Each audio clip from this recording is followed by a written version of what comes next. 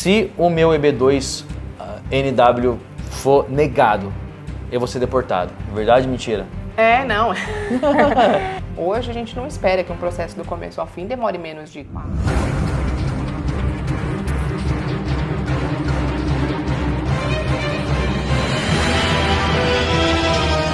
E aí galera, como vocês estão? Tudo tranquilo? Eu sou o Rodrigo Veronese, sejam muito bem-vindos ao meu canal. Então, por favor, já chega chegando, deixando o seu like. Essa aqui é uma série que a gente começou semana passada, Imigrantes em Foco, que foi um sucesso. Eu sei que vocês gostaram demais pelo feedback positivo de vocês.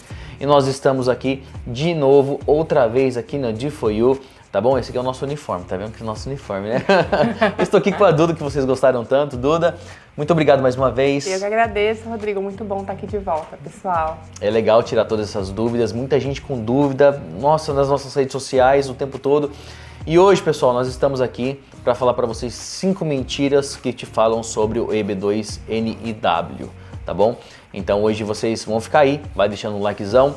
Aqui na descrição você tem tudo que você precisa saber da D4U. Você sabe que a D4U é a empresa que a gente recomenda para você fazer o teu pleito imigratório, seja ele EB1, EB2, EB3, EB25, EB100. Então fica tranquilo que tudo que você precisa saber, tá? A D4U está à disposição. Lembrando mais uma vez, antes de começar a falar para vocês sobre isso daí, a D4U não cobra para analisar o teu currículo. Então você não vai precisar pagar para você preencher um formulário que está aqui embaixo. Quem sabe você tem a chance aí de morar legalmente nos Estados Unidos, você e toda a sua família, através de um EB2NW, através do EB1. Então, se você não tiver aprovado, fica tranquilo que a D4U vai dar algumas dicas para vocês de como você faz isso para você conseguir isso no futuro e você poder morar aqui, ter o seu tão sonhado green card, sua residência permanente, sua cidadania aqui nos Estados Unidos. É isso aí, né? É isso. Então, isso aí, eu vou falar com a primeira mentira que eu deixei separada aqui, ó. Vamos lá. A primeira mentira que estão falando aí, só consegue o EB2NW, só consegue essa chance de ter o green card, né, de aplicar para esse pleito imigratório que todo mundo fala que é o sonho de todo mundo, quem tem faculdade. Só quem tem faculdade pode aplicar para o EB2. Isso é verdade ou é mentira? É mentira grande, Rodrigo. É mentira grande. Eu já vi muita gente sem faculdade, na prática, ser aprovado aqui na D4U. Muita gente mesmo de muitas áreas. Então vamos lá. Só para te explicar um pouquinho. O EB2, a primeira fase da qualificação do EB2 pede que a pessoa seja um profissional com graduação avançada ou um profissional com habilidade excepcional. Graduação avançada só pode ser quem tem bacharelado ou mestrado, enfim, quem tem uma qualificação por meio de curso acadêmico tradicional, digamos assim. Então, bacharelado, 5 anos de experiência ou mestrado na área. Mas em habilidade excepcional, o que a lei fala pra gente? Que a pessoa tem que ter a capacidade de preencher pelo menos 3 de alguns critérios, de 7 critérios que existem lá. Esses critérios podem ser relacionados à vida acadêmica ou profissional, mas não necessariamente eles pedem que a pessoa tenha um curso tradicional de bacharelado, aí, que a gente fala de medicina, fisioterapia, nada disso tradicional. É claro que existem muitos médicos, engenheiros, advogados aprovados, mas existem muitos outros profissionais sem bacharelado, sem curso tradicional. Então, o que é muito comum a gente ver? Profissionais com curso técnico, técnico de manutenção de aeronave, técnico de eletrônica. Mecânica de carro também? Mecânica de carro. A gente tem um dos primeiros casos que eu presenciei aqui na D4U foi um mecânico de carro, um mecânico da Land Rover lá no Brasil. Ele era um mecânico de carros, tinha ali a oficina, né? Ele trabalhava nessa oficina, depois ele abriu a oficina dele. E ele tinha uma especialização muito bacana em carros de luxo. Uau! Em carros de luxo. E a gente fez essa projeção dele vir pra cá. No caso, tatuador também conseguiria tatuador de... Tatuador vem muito com EB1 também. Eu ouvi falar.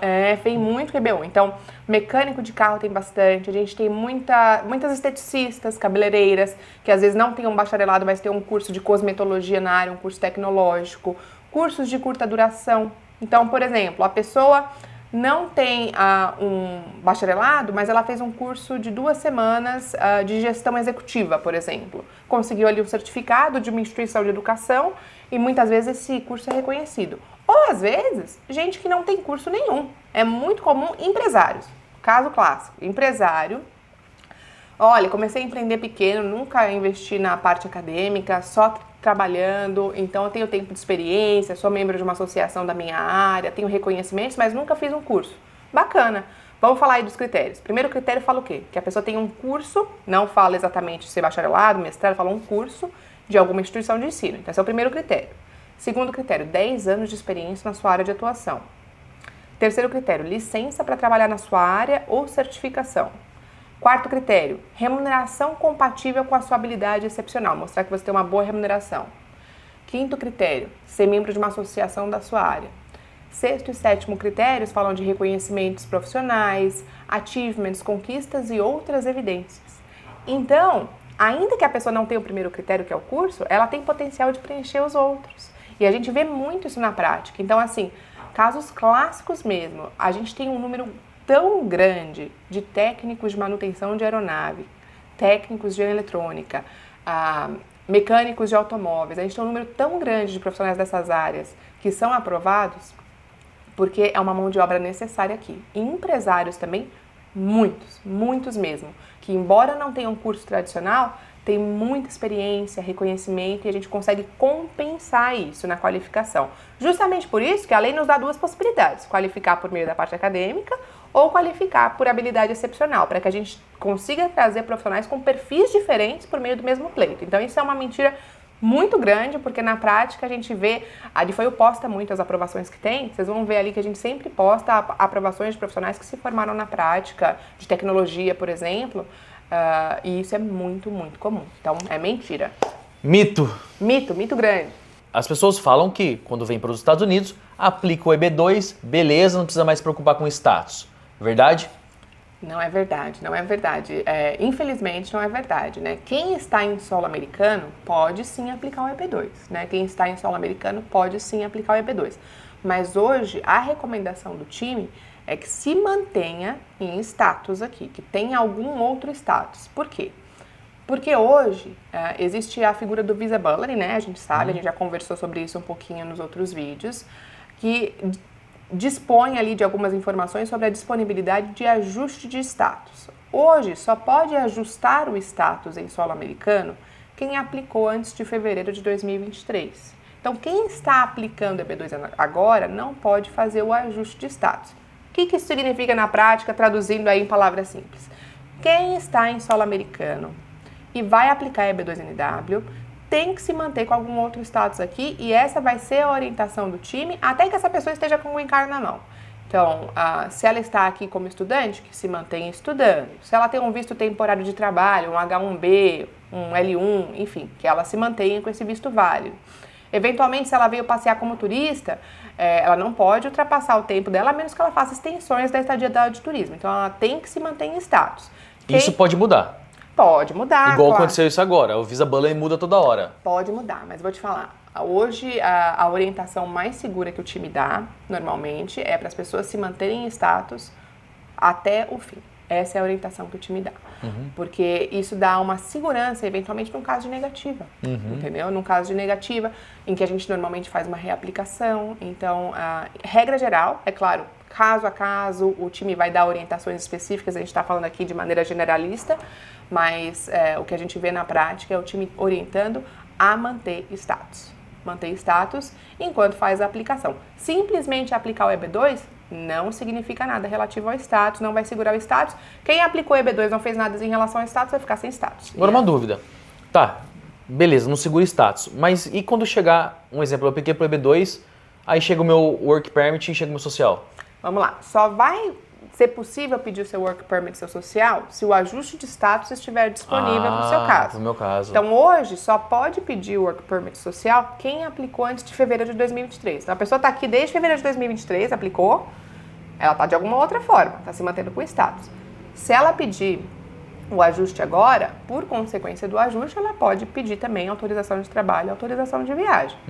Ótimo. Pode trabalhar, pode viajar, mas a orientação sempre vai ser que ela mantenha o status dela.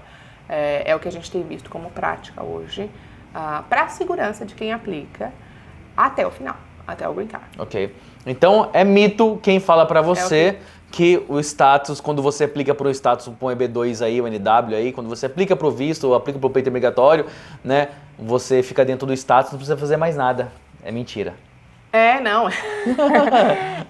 A pessoa tem que se manter com o status, é o que o time passa, né? Lembrando que uma coisa que o Wagner sempre fala, né? Pelo menos no dia que você está vendo esse vídeo hoje, pode mudar, mas hoje, em 2024, né? Nesse ano que a gente está vivendo agora, até esse momento, nada mudou. Tudo pode mudar, né? Na imigração, né? Tudo pode mudar. Normalmente eles avisam quando as coisas vão mudar, a gente fica sabendo.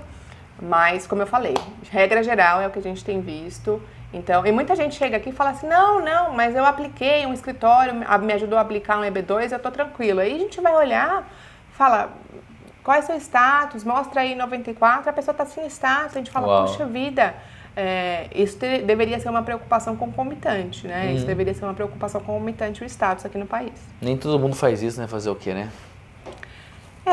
Infelizmente é aí que a gente vê a importância de aplicar com empresa. Exato. É verdade que eles priorizam a área da saúde, tipo médico, para eles mais importantes assim, do que tipo assim, uma pessoa que é formada em nutrição, fisioterapia, ou administração. É verdade isso? Não é verdade. O que acontece é que tradicionalmente, existem as áreas de STEM, né? Que são ciência, tecnologia, engenharia e matemática. Essas áreas são as áreas de grande necessidade no país, áreas de muita demanda. E normalmente profissionais de STEM têm uma vantagem, porque a gente tem mais facilidade, por eles serem profissionais dessa área, de demonstrar a necessidade que o país tem deles ficarem aqui, deles trabalharem aqui, realmente o interesse nacional. Então, são áreas muito boas, a gente sempre incentiva profissionais de áreas de STEM, né, ciência, tecnologia, engenharia e matemática, a aplicarem, mas no EB2NW, a gente já observou na prática que todas as áreas são bem-vindas se a gente tiver um bom embasamento. Então, a gente tem diariamente muitas aprovações de administradores de empresa, profissionais de marketing, advogados, consultores jurídicos, técnicos de manutenção de aeronave, como eu te falei, mecânicos, profissionais de áreas diversas que são aprovados todos os dias, porque o que importa não é somente a área de atuação, mas o que a pessoa tem potencial de fazer aqui nos Estados Unidos. Então, a gente tem profissionais de muitas áreas, empresários, a gente tem áreas até bem inusitadas, assim.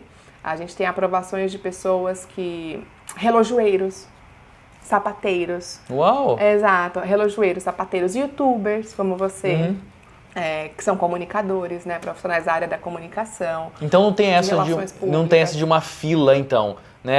Não, eu vou pôr, o médico vai ter prioridade na frente do nutricionista. Não, hoje não. Hoje, quando a gente envia a petição para a imigração, ela vai com uma argumentação, ela é distribuída e não existe a fila do médico, que é mais importante, do que a fila do profissional de marketing para o EB2NW. Existem outras aplicações aí que podem ter exceções relativas às carreiras, mas no EB2NW é uma fila só e essas aplicações são avaliadas de acordo com o interesse nacional. E como eu disse, a gente já aprovou interesse nacional de áreas muito de... Treinador de cavalo, a gente já viu aprovado, cabeleireiras, esteticistas, áreas muito diversas. Então é um mito quando fala pra você que a sua profissão é menos que a outra. Não deixa ninguém menosprezar. Você tem tanta chance como um médico tem, como um fisioterapeuta. E sabe umas áreas que a gente já viu aprovação? Bombeiros, policiais militares. Sério? A gente já viu aprovações de bombeiros, policiais militares. Então eles podem usar essa profissão lá deles no Brasil, tipo... policial do BOP, policial militar, eles podem usar isso no business plan deles? Com certeza. A gente faz uma proposição, o que eles chamam de proposed endeavor, uma proposição de trabalho aqui nos Estados Unidos. Não necessariamente precisa ser uma proposição de abertura de uma empresa, de um business plan. Eles podem fazer uma proposição por meio de um professional plan. E a gente tem muitos profissionais dessas áreas. Uau! Muitos. Que legal, que eu fico contente que com certeza essa série está ajudando muito a vocês ter uma esperança, né, sobre algo que vocês não sabiam, né? A gente sempre mostra aqui vlog, a gente mostra a nossa rotina, mas ir a fundo nos pleitos imigratórios, vamos dizer assim, que os Estados Unidos oferece para várias pessoas com diversidades de profissões, etc, né? Então eu acho legal, até eu tô aprendendo muito com essa série, pessoal, por isso que você tem que deixar o seu like mesmo, deixe o seu likezão, que é possível. Não tire esse negócio que não é possível, que é possível. O lance, Rodrigão, é assim, a gente fazer um diagnóstico. Quando a gente olha um currículo, a gente não olha só para ver ali os critérios secos, se tem bacharelado, se não tem, a gente olha o potencial que aquela pessoa tem de trazer um projeto interessante para os Estados Unidos. uma estratégia que normalmente a gente acredita que vai ser bem aceita pela USIS. E a gente entra nesse projeto com o cliente, a gente fala, é isso que você topa fazer? Você topa fazer isso? Você topa se propor a fazer isso? Porque se você tiver nessa página, tiver a fim de fazer isso, é absolutamente possível. Então é esse olhar que as pessoas têm que buscar, um olhar estratégico quando a gente olha o currículo. Se o meu EB2 NW for negado, eu vou ser deportado. Verdade ou mentira? Não é verdade, não é verdade. Vamos lá. É sempre possível que uma aplicação seja negada, né? Aqui na D4U a gente tem um índice muito alto de aprovações, a gente tem 99% de aprovações, mas a gente sempre prevê em contrato a reaplicação do caso se houver uma negativa. Por quê? Porque quando a petição é enviada lá para a imigração, ela vai cair na mão de um oficial. Infelizmente, existem alguns oficiais que a gente observa que eles têm um padrão de negar muito. É casca grossa, é difícil, é cara chato. Exato. Como, por exemplo, se você envia um processo no judiciário, cai na mão daquele juiz... Ou quando você vai tirar o visto de turista. Você pega um cônsul, o cônsul não vai com sua cara e pronto. Exatamente. Existe ali o oficial ranzinza, né? Como é que a gente trabalha aqui na D4U? A gente tem um volume muito alto de processo, a gente é muito especialista nisso, a gente tem mais de 9 mil clientes. Então, a gente sempre tem que se precaver em relação a isso, prevendo uma reaplicação em caso de negativa. Todos os contratos da D4U prevêem isso. Por quê? Porque em caso de negativa, normalmente a estratégia que o time mais recomenda é a reaplicação. E é muito comum um caso que foi negado na primeira aplicação ser aprovado na segunda aplicação. Eu já vi na prática gente que foi negada 2 vezes, não desistiu, aplicou a terceira e foi aprovado. Isso pode demorar bastante tempo, né? Pode. Ou pode ser rápido também, porque como eu disse, assim, das outras vezes, quando a gente aplica a petição, para receber a resposta, a gente pode pagar o Premium Processing. Então, normalmente a pessoa que já tem uma negativa, ela fica meio abalada, né? Sim. Ela paga o Premium para ter a resposta logo e às vezes está com essa aprovação na mão logo na segunda aplicação. Então, para quem já aplicou, agora falando para quem já aplicou, se você já aplicou um EB2NW uma vez na vida e foi negado, eu diria assim, não desista. Porque a minha experiência, né, e a experiência do time da D4U mostra que é muito comum pessoas que já aplicaram antes reaplicarem, conseguirem aprovação de segunda ou até de terceira. Eu tenho vários amigos, vários, que eles não é aprovado de primeira. O cara que fez a elétrica da minha casa, ele tinha aplicado já, tava na terceira vez já, e tava negando, aí na terceira vez ele conseguiu, né? Exato. Manteve o status dele direitinho, né? Então, mas o processo dele demorou uns 3 anos e meio nesse negócio de negado, e aí não é prova, e pega um monte de coisa, sabe? E essa questão da subjetividade é muito grande, do oficial que pega o seu caso do outro lado é muito grande, então por isso que a gente sempre se protege em relação a isso com a reaplicação. Então, quem é negado, se estiver em solo americano, né, por isso que vem aí a importância do que a gente falou. Tá com status? Você consegue aplicar outra vez. Ou tô no Brasil, tô fazendo uma aplicação consular. Aplico de novo, vamos começar do zero. Qual que é o máximo? Qual que é o máximo que eu posso aplicar? Quantas vezes eu posso aplicar? Você pode aplicar, não tem um limite. O ruim é ficar gastando, né? Porque toda vez que, hoje, quando você envia a petição para a imigração, você paga 715 do I-140, $300 o asylum fee, então 1.015 no mínimo. E, além disso, você paga 2.805 do Premium Processing se quiser a avaliação em 45 dias úteis. Então, é um dinheirão, né? Muita gente aplica sem o Premium. Pelo menos na primeira vez ou na segunda vez aplica sem o Premium. Mas, pelo menos, 1.015 tem que gastar. Entendi. Cliente da D4U com honorários não gasta na reaplicação. A gente vai fazer tudo sem custo adicional. Paga só as taxas da imigração novamente. Mas é basicamente isso. Reaplicou, eu já vi muita gente na prática ser aprovada na reaplicação. Isso é nossa rotina, todos os dias tem o que a gente chama de refile, né? Uma pessoa que aplicou de novo e foi aprovada. Mas aí vem uma observação que eu acho que é um pulo do gato. Muita gente acha assim, então eu vou fazer minha aplicação de qualquer jeito, que aí qualquer coisa depois eu resolvo no meio do caminho. A imigração tem ficado cada vez mais esperta. A gente acompanha muito, tem o privilégio, por conta desse volume que a gente tem, de acompanhar muito a evolução do comportamento do oficial. O que a gente tem observado? Que os oficiais estão cada vez mais atentos ao seu histórico de aplicação. Por isso que, embora seja possível aplicar mais de uma vez, é sempre importante que a estratégia, desde a primeira aplicação, seja muito bem feita. Porque pode acontecer, eventualmente, da pessoa aplicar uma vez, aplicar a segunda vez. Eu já vi isso, caso que chegou de um escritório pra gente recentemente. Chegou aqui e falou assim, olha, eu tô vendo aqui que você tá já aplicou uma vez com uma argumentação, já aplicou uma segunda vez com outra aplicação e agora você está querendo aplicar uma terceira vez. Na verdade, você só está ajustando o seu discurso para que eu te aprove, o oficial falava. Você não tem proposição genuína nenhuma. Por isso que é importante a gente ter um discurso coeso para a imigração. A imigração é muito esperta.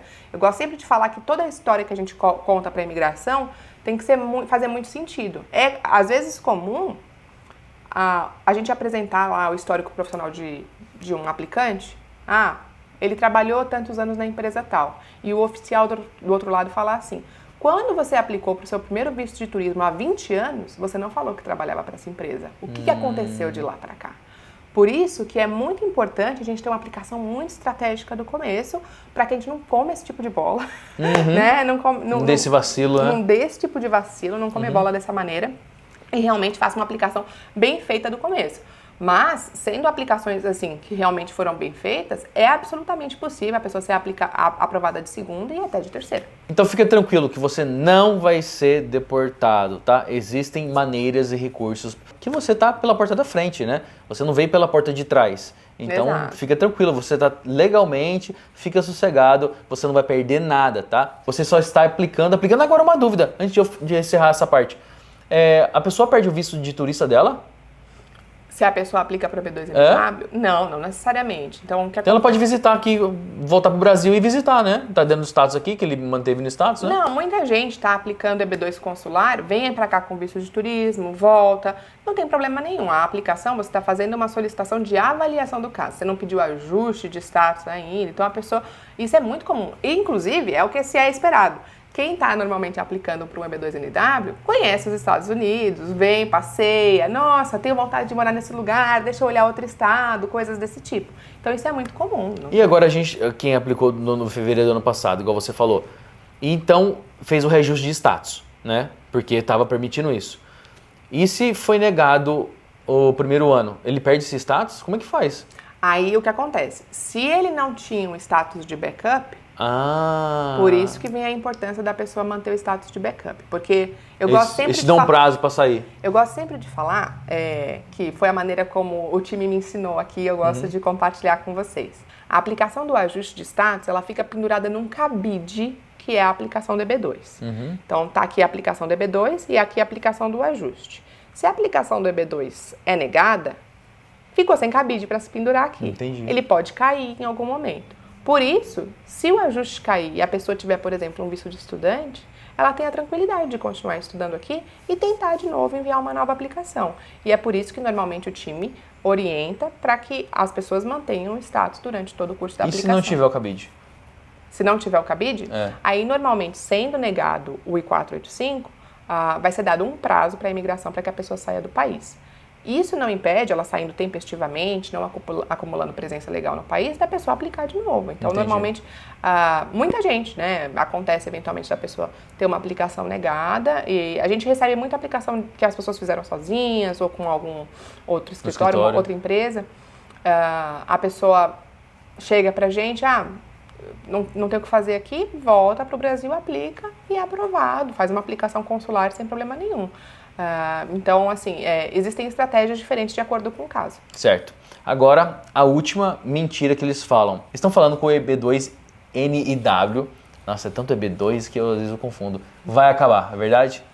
Não é verdade. Assim, como eu já te falei antes. Estão falando que está saturado. É difícil saber. Realmente, tem muita gente aplicando. Né? Tem muita gente aplicando, muitos brasileiros aplicando, inclusive, né? Existe muita gente aplicando. E como é que a gente sabe que existe muita gente aplicando? Por conta da fila do Visa Bulletin, né? Você vê que eles fazem essa fila do Visa Bulletin para fazer uma concessão comedida dos green cards, né? Para fazer uma concessão de acordo com a disponibilidade que existe. Existe muita gente aplicando. Quanto mais gente aplica, fica menor aí essa relação entre aplicações e número de green cards disponíveis. E é por isso que a fila aumenta. Então, por isso que eu sempre falo, quem quer aplicar, aplique o quanto antes, porque é a sua data de aplicação que te coloca na fila. Mas, particularmente, nós achamos aqui que é muito improvável que a aplicação acabe. Por quê? Porque ainda que haja muitas aplicações, esse tipo de mão de obra, que é bem-vinda por meio do EB2NW, é muito necessária no país. A gente vê que para a contratação desse tipo de mão de obra não há nenhum problema, né? Uma pessoa com esse tipo de qualificação se coloca muito facilmente no mercado. Então, como a aplicação tem a intenção de suprir essa necessidade social, a gente imagina que a aplicação deve continuar. Mas realmente há muita gente aplicando. É difícil prever se ela vai acabar ou se vai continuar no longo prazo, mas a gente acredita que não. Tá quanto tempo, mais ou menos, isso? Hoje, mais ou menos 1 ano e meio de fila de espera. Não, fila de espera não. Faz quanto tempo que tem esse EB2NW? O EB2NW, a aplicação EB2 existe há muitos anos, né? Mas a jurisprudência que permitiu a gente aplicar o National Interest Waiver é de dezembro de 2016. Então... Vai fazer 10 anos. Vai fazer 10 anos. Se não caiu, não vai cair mais. Mas corra, hein? Vai que... Mas o que acontece é, essa fila de espera, né? Vamos falar dessa maneira, pode aumentar. E aí vai ficando cada vez um plano de mais longo prazo. Por isso que eu sempre falo. Tem coisas políticas também, no caso, né? Vai que um presidente entra e ele fala, não, quero mais isso não. Ele pode fazer isso. Pode, sem dúvida, sem dúvida. Tudo depende aí de uma canetada, muitas vezes, né? Sim. Tudo depende de uma canetada. Essa aplicação surgiu em 2016, governo Trump. Já houve uma mudança de governo. Foi ele que fez isso? Não, surgiu naquele momento, né? Durante aquela gestão, né? Já houve uma mudança e nenhum tipo de prejuízo à aplicação. Entendi. Pelo contrário. Mas é claro que... Então isso nos deixa um pouco seguros, porque normalmente a imigração de mão de obra qualificada é aquela imigração que agrada gregos e troianos. Tanto democratas quanto republicanos gostam dessa imigração, porque é uma imigração que movimenta a economia, traz profissionais interessantes para o país, né? Mas, eventualmente, é óbvio, em algum momento pode haver uma recessão e, provavelmente, né, a intenção de qualquer governo que esteja em vigor é proteger os empregos americanos nesse momento. Por isso que a gente sempre fala, a gente acha improvável que a imigração por meio do EB2 acabe, mas quem tem a intenção de aplicar e tem a possibilidade de qualificação, sem dúvida, o melhor é aplicar o quanto antes. Até porque o momento que você aplica te coloca na fila do green card. Não, nós lá, a ideia que nós troca ideia lá com o nosso peão na obra, é que o EB3 não vai durar muito não. Eles falam, o EB3 vai logo. Essa é coisa de peão, mas é o que roda nas obras, entendeu? O EB3 tem uma finalidade muito boa, que é trazer a mão de obra específica para aqueles empregadores que não estão conseguindo contratar entre os cidadãos americanos e os residentes no país. Sim. Mas o que acontece... Mas se o presidente fala assim, pô, tá tomando vaga de americano, aí eles podem... O que acontece é que eles não podem liberar números absurdos de green cards, eles têm um limite, eles não podem fazer uma concessão irresponsável de green cards, né? Porque eles têm que avaliar todos esses outros fatores. Então, por exemplo, as aplicações de família. O que sobra das aplicações de família que estão disponíveis vai lá para as aplicações EB. Se não sobrar, tem menos aplicações EB. Então, existem cálculos que são feitos para isso. E por isso que a fila aumenta. Por isso que para o EB3 Unskilled, por exemplo, que é aquele EB3 sem qualificação específica, a fila está muito grande. Hoje a gente não espera que um processo do começo ao fim demore menos de 4 anos. É uma aplicação que tem demorado bastante. Dá tempo de você aplicar ainda. Lembrando que a Adfoil não cobra para analisar o teu currículo. Aqui na descrição você encontra tudo que você precisa saber. Você preenche muito rápido o formulário, você não vai precisar para cá para isso. E de repente vai que você se encaixa em algum pleito imigratório. Se você não se encaixar, fica tranquilo que a Adfoil vai fazer o máximo para dar as dicas, as melhores dicas para vocês se programarem para um futuro próximo, para vocês aplicarem aí, tá bom? E ter o seu tão sonhado green card e morar legalmente você e toda a sua família aqui. Espero que vocês tenham gostado. Deixe o seu like, comenta, compartilhe esse vídeo aqui, vai nas nossas redes sociais. Duda, obrigado mais uma vez. Eu que agradeço. E é isso aí, nos vemos no próximo vídeo. Tchau, tchau. Tchau.